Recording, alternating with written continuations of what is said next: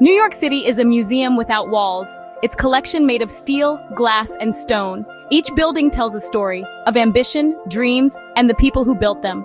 To walk through New York is to walk through history, where the streets are corridors and the buildings are artifacts.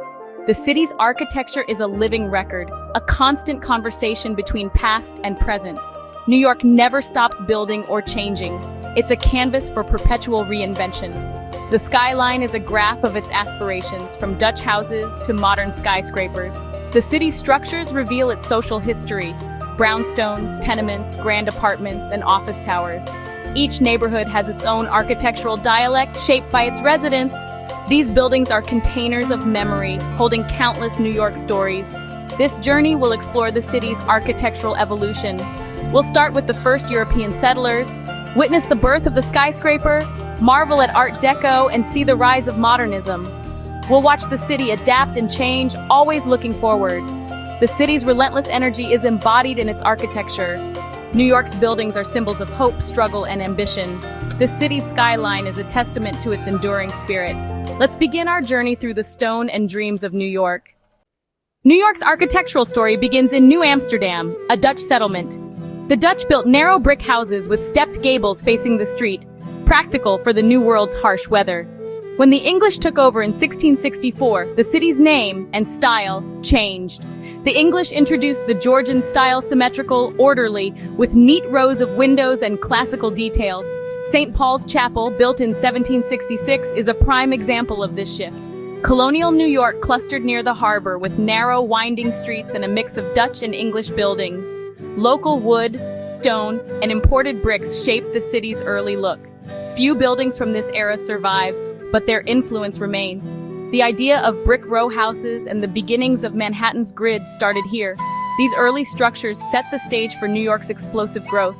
They established a city where different architectural traditions could blend and innovate. The city's DNA was already forming, a blend of cultures and ideas. Fires and constant change erased most early buildings, but their legacy endures. The seeds of the modern metropolis were planted in these first homes. New York became a place where architecture could evolve with its people. The city's foundation was built on diversity and adaptation. From Dutch gables to English order, the city's story was just beginning. These early choices shaped the city's future. New York's architectural journey was underway. In the 19th century, New York needed more housing as it expanded northward. The row house became popular, efficient, connected homes sharing sidewalls. The brownstone, with its rich sandstone facade and ornate details, symbolized the rising middle class. High stoops elevated living spaces above street level, offering privacy and status. Inside, layouts were long and narrow, with parlors, dining rooms, and bedrooms stacked vertically. Neighborhoods like Park Slope and the Upper West Side became famous for their brownstones. Meanwhile, tenements emerged to house waves of immigrants. Built quickly and cheaply, tenements were overcrowded and often lacked light and ventilation. Dumbbell tenements with narrow air shafts did little to improve conditions. The contrast between brownstones and tenements revealed deep social divisions. Brownstones meant comfort, tenements meant struggle, yet both were essential to the city's growth. Tenements provided a foothold for new arrivals, while brownstones shaped orderly neighborhoods. Poor tenement conditions led to housing reforms in 1901, requiring better light, ventilation, and plumbing. These reforms marked the start of government efforts to improve housing. The story of brownstones and tenements is one of aspiration and adversity. Both types of buildings are woven into the city's fabric. They tell of a city growing rapidly, adapting to the needs of its people. The architecture of this era reflects both hope and hardship. These buildings remain powerful symbols of New York's evolving identity. The city's character was forged in these contrasting homes. Their legacy endures in the neighborhoods we see today. By the late 1800s, New York ran out of space to grow outward, so it grew upward. The steel frame and safety elevator made tall buildings possible. The Flatiron Building, completed in 1902, became an instant icon with its unique triangular shape and steel skeleton. Its height amazed and worried New Yorkers, but it proved the strength of new construction methods. Early skyscrapers mimicked classical columns with bases, shafts, and decorative tops. The Woolworth Building, finished in 1913, soared in Gothic Revival style, earning the nickname Cathedral of Commerce. Skyscrapers transformed New York's skyline, concentrating business and people in Lower Manhattan and Midtown. These towers became symbols of American power and ingenuity, a new vertical city. Built by corporations and visionaries, skyscrapers were statements of ambition. The race to build higher defined New York for the next century. Skyscrapers were more than offices, they were feats of engineering and art. The city's identity became tied to its ever-rising skyline. Each new tower pushed the limits of what was possible. The skyscraper era marked a turning point in urban life. New York's skyline became a global icon. The city's ambition was written in steel and stone. The age of the skyscraper had begun. The 1920s brought Art Deco modern, glamorous, and bold.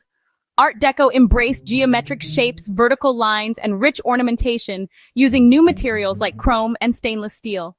The skyscraper race intensified with developers vying for the world's tallest building. The 1916 zoning resolution required setbacks, giving skyscrapers their iconic wedding cake shape. Art Deco buildings like the General Electric Building and the American Radiator Building became corporate art. Their crowns and facades were decorated with motifs symbolizing progress and technology. Art Deco influenced everything from apartment buildings to theaters and subway stations. Radio City Music Hall showcased the style's luxurious interiors. The era's architecture celebrated speed, technology, and the future. These buildings remain beloved landmarks, monuments to a confident age. Art Deco captured the excitement of the Roaring '20s. The style defined New York's skyline for generations. The city's upward momentum was never more stylish. The Chrysler Building and Empire State Building epitomized the Art Deco skyscraper race. Walter Chrysler's building, with its stainless steel crown and sunburst arches, became an instant icon. A secret spire made it the world's tallest, briefly, before the Empire State Building surpassed it. The Chrysler's playful gargoyles echoed Chrysler car ornaments, blending art and industry. The Empire State Building, designed by Shreve, Lamb, and Harmon, rose in powerful simplicity to 1,250 feet. Built in just over a year, it became the ultimate symbol of New York. Its tower lights celebrate holidays and events, making it a beacon in the skyline. Both buildings were completed as the Great Depression began, standing as symbols of hope and resilience. The Empire State held the world's tallest title for nearly 40 years. Its mooring mast for airships was never used, but it added to the building's mystique. These towers define the city's ambition and style. They remain enduring emblems of New York's spirit. The Art Deco era reached its peak in these icons. Their legacy continues to inspire. After World War II, modernism replaced ornate Art Deco with clean, functional design. The international style, led by architects like Mies van der Rohe, valued less is more. Buildings became glass and steel boxes stripped of ornament. The Seagram building, completed in 1958, set a new standard with its bronze and glass tower and public plaza. Lever House, across the street, pioneered the glass curtain wall, filling offices with light. These buildings transformed Midtown into canyons of glass and steel. Modernism brought efficiency and flexibility to corporate architecture. Critics missed the character of older buildings, but the glass box became a global standard. The city's skyline grew more uniform, reflecting post-war power and progress. Open plazas and public spaces became integral to design. The era marked a shift from decorative towers to sleek, functional forms. Modernism's influence spread worldwide from New York. The city's architectural identity evolved once again. The age of individuality paused, replaced by corporate modernity. Yet the city's energy persisted in its ever-changing skyline. Modernism left a lasting mark on New York. The city continued to reinvent itself. By the 1970s and 80s, architects rebelled against modernism's strict rules. Postmodernism brought back ornament, color, and historical references, often playfully. The Atan DT building, with its Chippendale top, signaled a return to character and fun in design. At the same time, the loss of Penn Station sparked the historic preservation movement. The Landmarks Preservation Commission was created to protect the city's heritage. Grand Central Terminal and neighborhoods like Soho were saved from demolition. Adaptive reuse turned old factories into apartments and galleries. Preservation balanced development with history, keeping the city's character alive. New York learned to value its past while embracing the future. The city's architectural story became richer and more complex. Today, New York's architecture faces the challenge of climate change. Sustainable design is now a priority. using recycled materials, green roofs, and solar panels. The Bank of America Tower set a new standard for eco-friendly skyscrapers. Advanced software enables daring sculptural forms like those at Hudson Yards and Billionaire's Row.